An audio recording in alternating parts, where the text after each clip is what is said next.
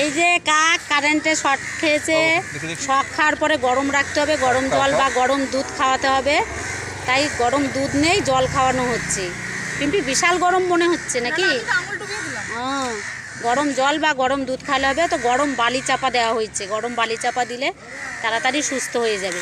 যত গরম রাখা যাবে তত তাড়াতাড়ি সুস্থ হয়ে যাবে। অনেকটা সুস্থ হয়ে গেছে। আঙুল চোবানো যাচ্ছে, দে।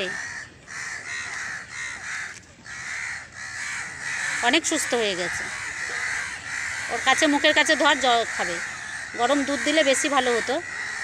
খাচ্ছে খাচ্ছে খাচ্ছে। গরম দুধে বেশি দুধ নেই, গরম জল দেওয়া হচ্ছে। সুস্থ হয়ে যাবে, সুস্থ হয়ে গেছে অনেকটা। তো মনে হচ্ছে পুরোপুরি হয়ে যাবে। যত গরমে থাকবে তত তাড়াতাড়ি সুস্থ হয়ে যাবে। এই জন্য গরম বালির মধ্যে রেখে